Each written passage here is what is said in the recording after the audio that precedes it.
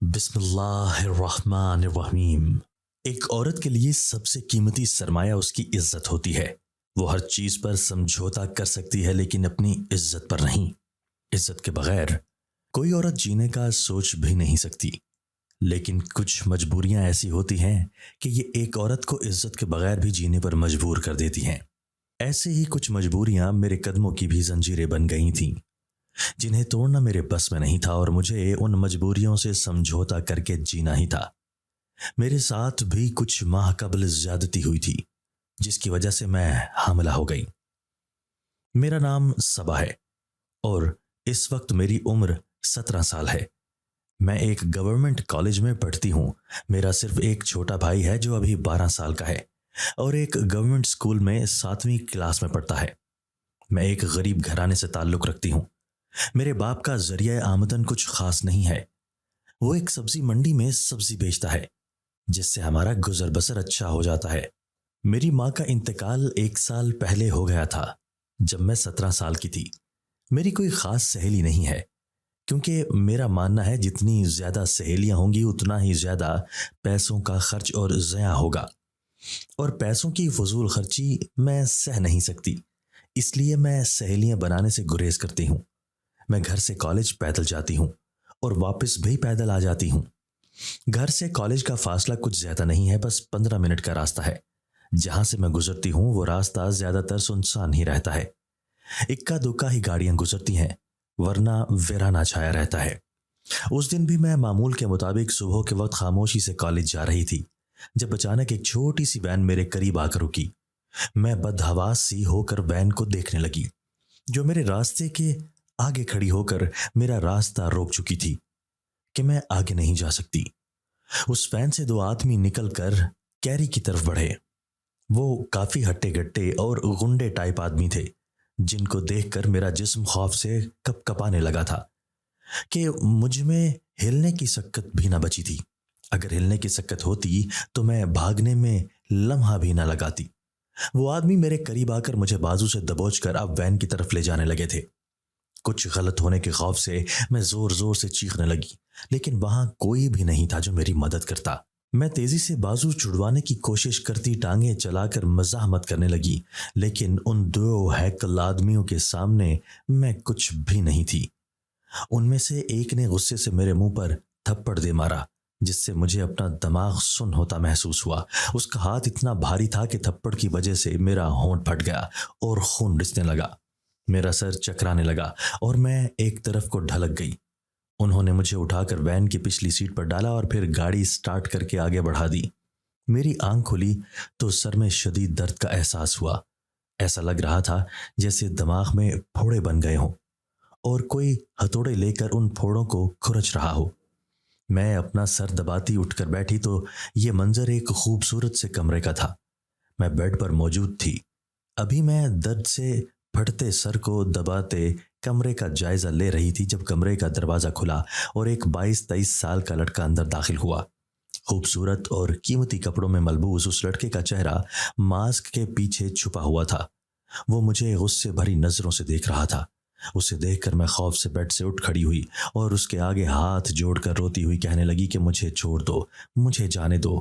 میرے ابا کو پتہ چلا تو وہ تمہیں چھوڑیں گے نہیں۔ مگر وہ میرے رونے کی پرواہ کیے بغیر کھڑا مجھے گھورتا رہا۔ میں نے دروازے سے بھاگنا چاہا تو اس نے مجھے بازو سے پکڑ کر بیڈ پر پٹخ دیا۔ سر میں پہلے ہی درد ہو رہا تھا۔ اس طرح بیڈ سے سر لگنے پر سر مزید دکھنے لگا۔ میں اونچی اونچی آواز میں رونے لگی، لیکن اس بے حس شخص کو مجھ پر رحم نہ آیا، بلکہ وہ مجھے روتے تڑپتے دیکھ کر کہکا لگاتا رہا۔ میں نے ایک بار پھر اس کے سامنے ہاتھ جوڑ دیے کہ مجھ سے اب بولا بھی نہیں جا رہا تھا، مگر اس نے مجھے آزاد نہ کیا۔ کچھ دیر بعد کمرے میں 2 لڑکیاں داخل ہوئیں۔ دونوں ہی بہت خوبصورت تھیں۔ ان میں سے ایک میرے قریب آئی اور مجھے کھینچ کر بیڈ پر سیدھا کیا۔ میں بے بس سی سیدھی لیٹ گئی تو دوسری لڑکی نے ایک سرنج بھر کر میرے بازو میں چبھو دی۔ میرے بازو میں چبھن کا احساس ہوا تو میرے منہ سے کراہ نکل گئی۔ میرے کراہنے کی پرواہ کیے بغیر وہ دونوں لڑکیاں اپنا کام کر کے کمرے سے نکل گئیں تو وہ لڑکا چلتا ہوا آ کر میرے پاس بیڈ پر بیٹھ گیا۔ کچھ ہی دیر میں مجھ پر نشہ حاوی ہونے لگا اور میرا سر چکرانے لگا۔ اب مجھے علم ہوا کہ ان لڑکیوں نے مجھے نشے کا انجیکشن لگایا تھا۔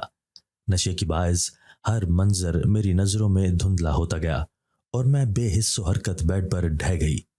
میرے مزاحمت ترک کرنے اور بیڈ پر بے حس و حرکت ہونے پر وہ لڑکا میرے قریب آیا اور مجھے غلاظت سے چھونے لگا۔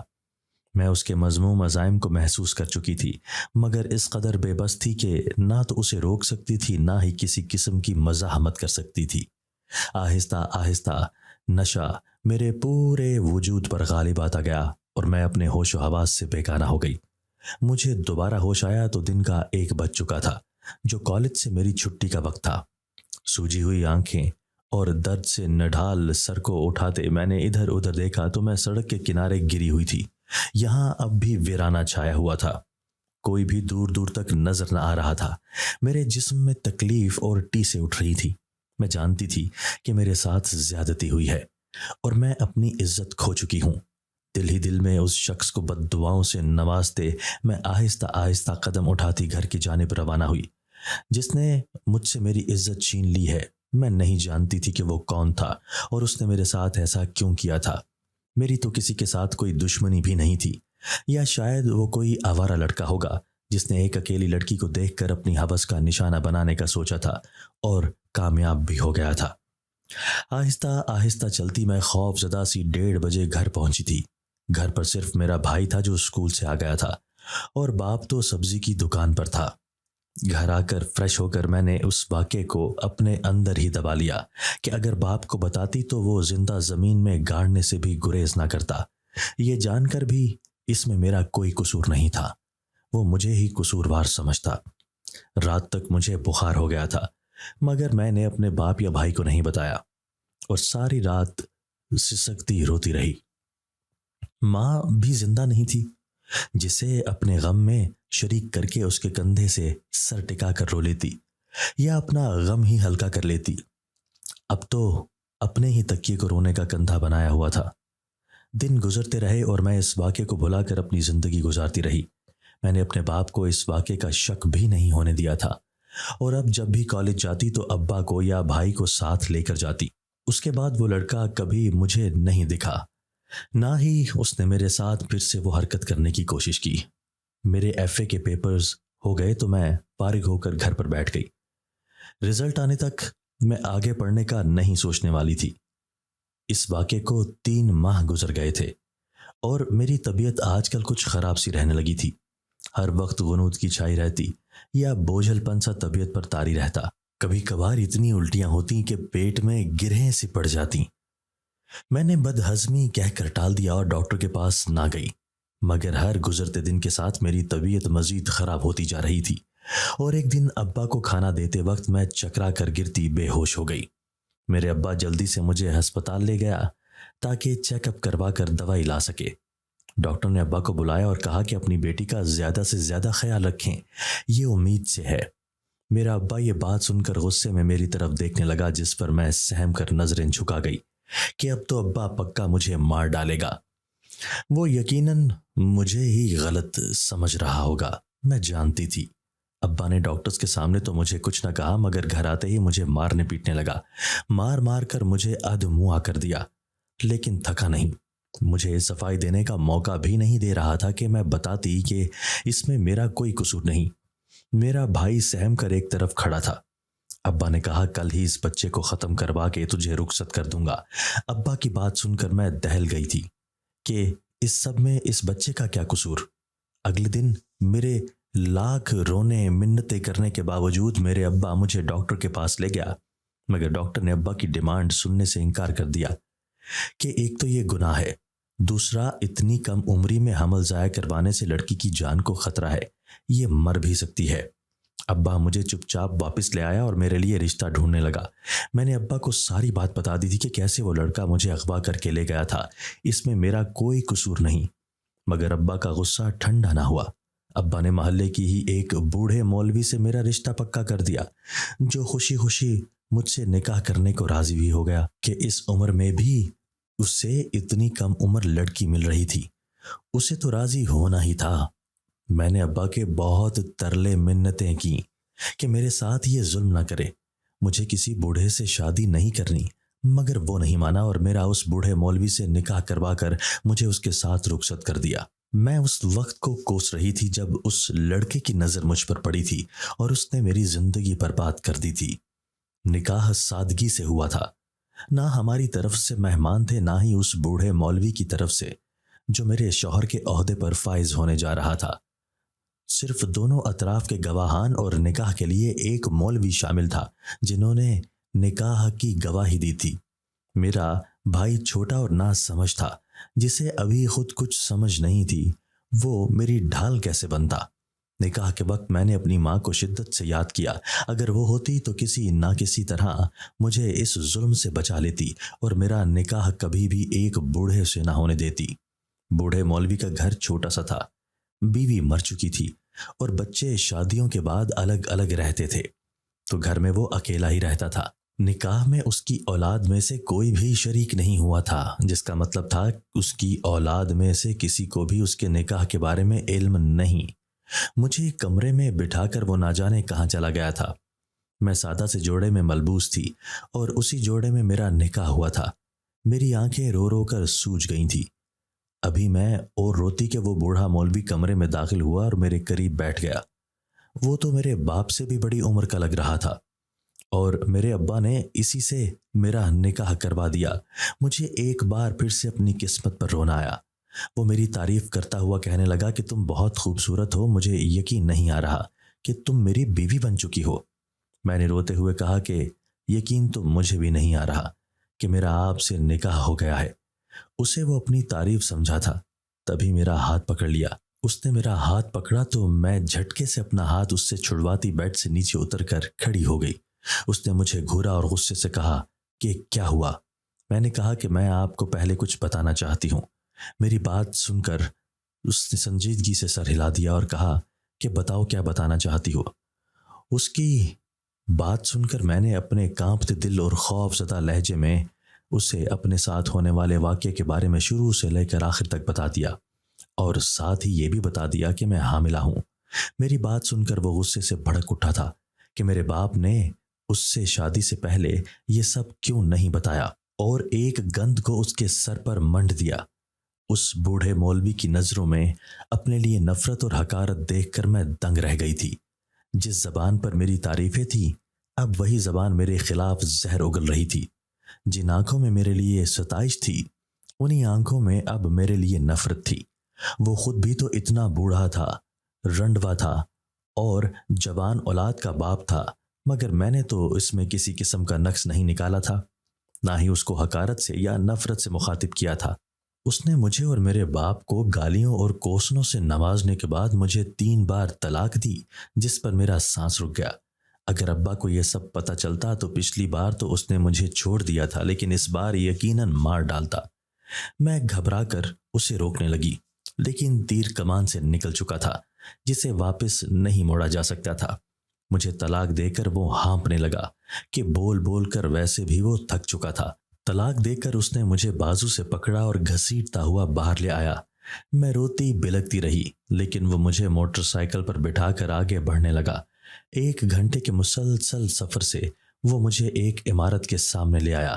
باہر اندھیرے کی وجہ سے میں راستوں کو نہیں پہچان پائی تھی کہ وہ مجھے کہاں سے اور کس راستے سے لے جا رہا ہے۔ یہ عمارت بھی میں نے پہلی بار دیکھی تھی۔ وہ مجھے بازو سے پکڑ کر گھسیٹتا ہوا اندر لے جانے لگا۔ ہر طرف کمرے ہی کمرے بنے ہوئے تھے اور ہر کمرے کے باہر اندر خوبصورت سے خوبصورت ترین عورتیں شوخ بھڑکیلے کپڑے پہنے تیز میک اپ کیے موجود تھیں۔ ان عورتوں کے ساتھ ساتھ مرد بھی تھے جو آتے جاتے نظر آ رہے تھے۔ میں نے گھبرا کر چہرے کو دوپٹے کے پلو سے ڈھانپ لیا کہ وہاں موجود مردوں کی نظریں مجھے اپنے جسم کے آر پار ہوتی محسوس ہو رہی تھیں۔ یہ نہ جانے کون سی جگہ تھی جہاں وہ مجھے لے آیا تھا۔ ایک کمرے میں لا کر اس نے میرا ہاتھ چھوڑا تو میری نظر سامنے شاندار تخت نما صوفے پر پڑی، جس پر ایک عورت شاہانہ انداز میں بیٹھی ہوئی تھی۔ اس کی عمر 38-39 سال کے لگ بھگ ہوگی، مگر وہ بے حد حسین اور اس عمر میں بھی کافی فٹ تھی۔ وہ ایک دم اٹھ کر میرے پاس آئی اور غور سے میرا چہرہ دیکھنے لگی، پھر اچانک خوشی سے میرے ہاتھ چومنے لگی، میرا ماتھا بھی چوما اور مجھے خود سے لپٹا لیا۔ اس کے والہانہ پیار کی وجہ سمجھنے سے میں قاصر تھی، बूढ़े मौलवी ने कहा कि ये मेरी बीवी थी, मैंने तलाक दे दी है। ये भी तेरी और इसकी होने वाली औलाद भी तेरी।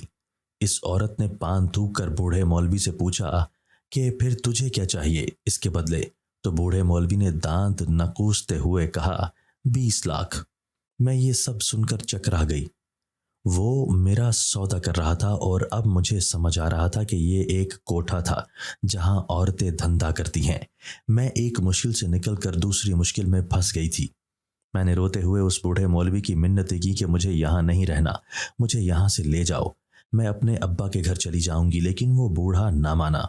मेरे सामने कोठे की मालकिन ने उस बूढ़े मौलवी को 20 लाख रुपए दिए तो वो वहां से चला गया।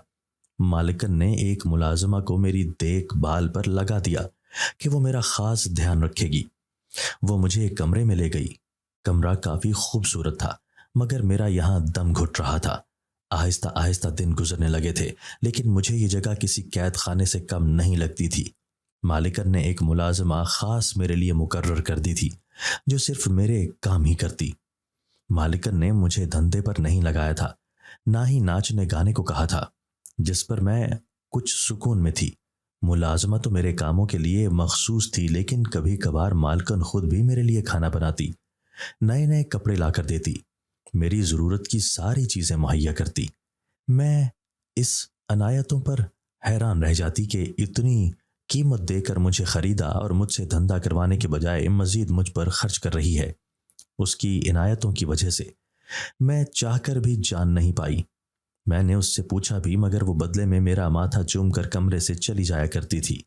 वो मुझे पर्दे में रखती थी, वहां ना जाने देती जहां मर्द आते जाते, ना ही नाचने गाने वाले हिस्से में जाने देती। वो मुझे सबसे छुपा कर हिफाजत से रखती। मैंने 2 बार यहां से भागने की कोशिश की थी, मगर दोनों मर्तबा उसने मुझे पकड़ लिया था।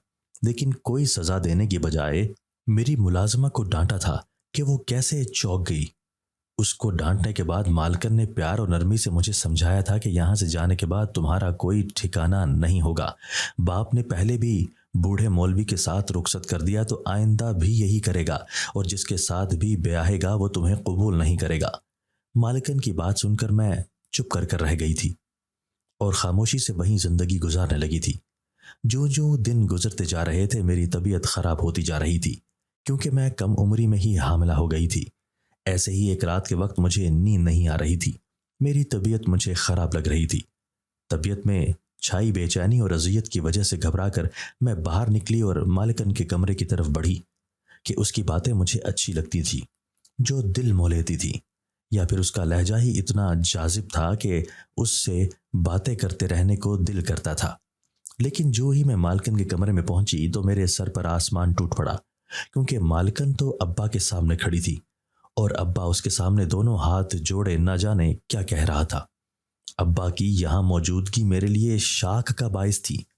अगर अब्बा जानता था कि मैं यहाँ हूँ तो मुझे ले क्यों नहीं जाता था? कौन सा पाप होगा जो अपनी बेटी को कोठे पर बर्दाश्त करता होगा? मैं साकिन खड़ी उन दोनों को देख रही थी।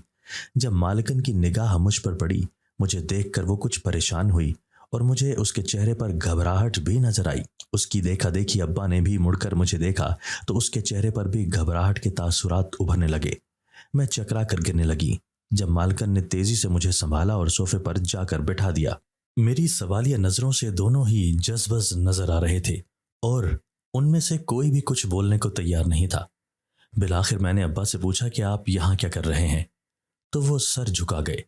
मैंने कहा कि अगर आपको पता था कि मैं यहाँ हूँ तो मुझे लेने क्यों नहीं आए, या आप पहले की तरह मुझे बोझ समझकर अपने सर से उतार फेंकना चाहते थे?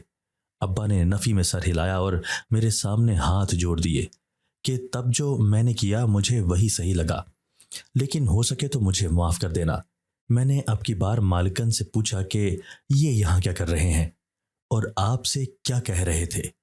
मालकन ने गहरा सांस भरा मगर कुछ बोली नहीं। अब्बा ने कहा कि ये मेरी खालाजाद है, मैं और ये एक दूसरे से मोहब्बत करते थे, मगर हमारे घर वाले नहीं माने, क्योंकि हमारे घर वाले आपसी चुपकलिश की वजह से रिश्ता नहीं जोड़ना चाहते थे। हमने भागने का प्लान बनाया कि शादी करके वापस आ जाएंगे तो फिर किसी को भी एतराज़ का हक नहीं होगा और सब हमें कबूल कर लेंगे। मुकर्ररा तारीख और वक्त पर हम दोनों बारी बारी घर से निकले। میں نے اسے اپنے دوست کے فلیٹ کا پتہ بتا دیا اور وہیں ہم نے نکاح کرنا تھا۔ یہ تو وہاں پہنچ گئی لیکن میرا ایکسیڈنٹ ہو گیا اور میں وہاں نہ پہنچ سکا۔ پیچھے میرے دوست کی اس پر نیت خراب ہو گئی اور اس نے اپنی ہوس کا نشانہ بنا کر پھینک دیا۔ یہ اجڑی حالت میں گھر پہنچی تو سب نے اسے بد کردار کہہ کر گھر سے نکال دیا، اور پھر یہ کہاں گئی مجھے نہیں پتا۔ جب مجھے ہوش آیا تو یہ اپنے گھر پر نہیں تھی۔ میرے لاکھ ڈھونڈنے پر بھی مجھے یہ نہیں ملی، اور پھر میری شادی تمہاری ماں سے ہو گئی اور میں اپنی زندگی میں مگن ہو کر سب کچھ بھول گیا۔ تمہارے ساتھ ہوئے حادثے کو میں اپنے کیے کی سزا سمجھتا تھا، اسی لیے میں نے تمہیں نظروں سے دور کر دیا، مگر بعد میں مجھے پتا چلا کہ اس مولوی نے تمہیں طلاق دے کر کوٹھے پہ چھوڑ دیا ہے، تو میں تمہیں یہاں لینے آ گیا اور آگے یہ مجھے یہاں ملی۔ میں اس سے روز معافی مانگتا ہوں اور تمہیں ساتھ لے جانا چاہتا ہوں، مگر یہ تمہیں میرے ساتھ جانے نہیں دیتی۔ میں نہیں چاہتا کہ تم بھی اس گندگی کا حصہ بنو اور اپنی زندگی خراب کرو۔ ابا اتنا کہہ کر چپ ہو گیا تو مالکن بولی، گھر سے نکلنے کے بعد مجھے ایک عورت ملی جو مجھے مدد کا لالچ دے کر یہاں لے آئی، لیکن پھر کبھی مجھے یہاں سے نکلنے نہیں دیا۔ میں حاملہ تھی اور دھندا نہیں کر سکتی تھی، اسی لیے مجھے نظر بند کر دیا گیا۔ کچھ عرصے بعد یہاں کی مالکن مر گئی اور جاتے ہوئے یہ کوٹھا میرے حوالے کر گئی۔ اس کے بعد میں نے یہاں صرف وہی لڑکیاں رکھی جو اپنی مرضی سے یہ سب کرتی ہیں، نہ کہ زبردستی۔ میرے ہاں لڑکے کی ولادت ہوئی جسے میں نے اعلیٰ تعلیم دلوائی، اچھی زندگی دی تاکہ وہ خوش رہے، لیکن میں اسے اپنے ساتھ نہیں رکھ سکتی تھی، وہ دوسری جگہ پر رہتا ہے۔ میں نے کہا، پھر آپ مجھ سے اتنا پیار کیوں کرتی ہیں؟ آپ کو تو میرے باپ کے کیے کا بدلہ لینا چاہیے۔ مالکن نے کہا کہ میں تمہارے باپ کو قصوروار نہیں سمجھتی، جو ہوا وہ قسمت میں ہونا لکھا تھا۔ اگر اس دن اس کا ایکسیڈنٹ نہ ہوتا تو میں شاید اس وقت تمہارے باپ کی بیوی ہوتی اور خوشحال زندگی گزار رہی ہوتی۔ میرے دل میں آج بھی اس کی محبت زندہ ہے، میں چاہ کر بھی اس سے نفرت نہیں کر سکتی۔ اور یہ بھی سچ ہے کہ میں نے تمہارا چہرہ دیکھتے ہی تمہیں پہچان لیا تھا کہ تم اس کی بیٹی ہو، کیونکہ تم دونوں کی شکلیں بہت ملتی ہیں۔ لیکن تم سے پیار کرنے کی ایک اور وجہ بھی ہے۔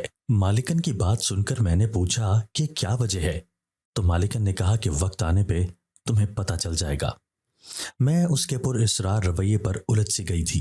مالکن نے مجھے میرے باپ کی التجاؤں پر اس کے ساتھ بھیج دیا تھا۔ میں گھر واپس آ گئی تھی، جس پر میرا چھوٹا بھائی بہت خوش ہوا تھا، لیکن میرا ذہن اس کوٹھے پر گزارے وقت کو یاد کر رہا تھا، جو اچھا نہیں تھا تو برا بھی نہیں تھا۔ اچھا تھا میں یہاں آ گئی تھی کیونکہ کوٹھے پر میرا دم گھٹتا تھا۔ کچھ مہینوں بعد میں نے ایک خوبصورت سے بچے کو جنم دیا، جسے دیکھ کر مجھے اس سے کسی قسم کی نفرت یا اکتاہٹ کا احساس نہیں ہوا تھا، کیونکہ میرے ساتھ جو ہوا اس میں اس معصوم کا کوئی قصور نہیں تھا، تو پھر میں اس سے نفرت کیوں کرتی؟ میرے باپ نے بھی اس بچے کو قبول کر لیا تھا۔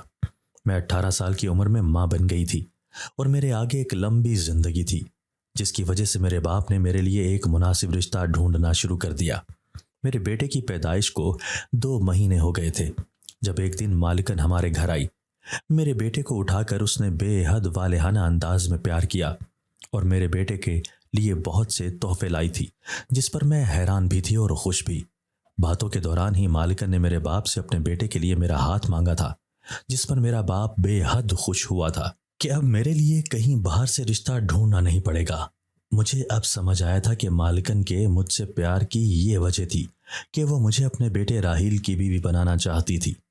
میرے باپ نے مالکن کے بیٹے کا رشتہ قبول کر لیا اور پھر یوں دونوں طرف نکاح کی تیاریاں شروع ہو گئیں۔ میرے ابا اور مالکن نے سادگی سے نکاح کو ہی ترجیح دی تھی۔ میں نے ابھی تک لڑکے کو نہیں دیکھا تھا، نہ ہی اس نے مجھے دیکھنے کی خواہش ظاہر کی تھی، لیکن پھر بھی میں خوش تھی کہ میرے بیٹے کو باپ کا نام مل جائے گا۔ کرتے کرتے نکاح کا دن بھی آ گیا تھا اور پھر میں مالکن کے بیٹے کی بیوی بن کر اپنے بیٹے کے ساتھ اس کے گھر میں آ گئی۔ مالکن کا بیٹا راہیل مجھے اپنے گھر لایا تھا، نہ کہ مالکن کے کوٹھے پر، کیونکہ مجھے یہیں رہنا تھا۔ وہ مجھے بہت اچھا لگا تھا، وہ تھا بھی بے حد خوبصورت۔ میرے بیٹے سے بھی وہ بہت پیار کر رہا تھا، جیسے یہ اسی کا بیٹا ہو۔ رات کو میں نے بیٹے کو سلایا اور بیڈ پر بیٹھی تو میرے سامنے بیٹھ گیا۔ اس نے مجھے بتایا کہ وہ وہی ہے جس نے میری عزت لوٹی تھی اور یہ سب اس نے میرے باپ سے اپنی ماں کا بدلہ لینے کے لیے کیا۔ اسے میرا باپ اپنی ماں کا گنہگار لگتا تھا، جس کی وجہ سے اس کی ماں کی زندگی برباد ہو گئی اور اس کے اپنے ماتھے پر ناجائز کا لیبل لگ گیا۔ راہیل نے یہ بھی بتایا کہ تمہارے ساتھ وہ سب کر کے میں تمہارے باپ کو بھی اسی اذیت سے گزارنا چاہتا تھا جس سے اس کی ماں گزری۔ ساری حقیقت جان کر میں دم بخود رہ گئی تھی کہ اس سب میں میرا تو کوئی قصور نہیں تھا۔ میں نے غصے سے اسے دیکھا اور گھر جانے کے لیے اپنے بیٹے کو اٹھانے لگی تو اس نے مجھے روکا اور کہا، اس وقت وہ غصے میں سب صحیح غلط بھول گیا تھا، لیکن جذباتی ہو کر تم بھی غلط قدم اٹھا رہی ہو۔ اگر تم یہاں سے چلی گئی تو ہمارے بیٹے کی زندگی خراب ہو جائے گی اور پھر ساری زندگی وہ احساس کمتری کا شکار ہو کر زندگی گزارے گا، جو میں نہیں چاہتا۔ میں اپنے کیے کی تم سے معافی مانگتا ہوں، مگر یوں مجھے چھوڑ کر مت جاؤ۔ میں نے تمہاری زندگی برباد کی تھی تو اب آباد بھی کی ہے۔ میں اپنے کیے پر شرمندہ ہوں اور وعدہ کرتا ہوں کہ آئندہ زندگی میں تمہیں کبھی کوئی تکلیف نہیں دوں گا، بلکہ ہمیشہ خوش رکھوں گا۔ راہیل کی بات سن کر میں نے گھر جانے کا ارادہ ترک کر دیا کہ وہ سچ ہی کہہ رہا تھا۔ راہیل کو معاف کر کے میں نے اس کے ساتھ ایک نئی زندگی کی شروعات کی تاکہ اپنے بیٹے کو ایک بہتر مستقبل دے سکوں، اور آج میرے مزید 2 بچے ہیں، 2 بیٹے اور 1 بیٹی، اور میں راہیل کو ایک موقع دے کر ساتھ ایک اچھی زندگی گزار رہی ہوں۔ دوستو، اگر آپ کو آج کی ہماری یہ ویڈیو پسند آئی ہے تو اسے لائک کیجئے اور اسے اپنے پیاروں کے ساتھ شیئر ضرور کیجئے گا۔ اور ہاں، اگر آپ نے ابھی تک ہمارا چینل سبسکرائب نہیں کیا تو ہمارا چینل سبسکرائب کر دیجئے اور بیل آئیکن بھی پریس کر دیجئے تاکہ ہماری ہر نئی آنے والی ویڈیو آپ کو بر وقت مل سکے۔ اللہ حافظ۔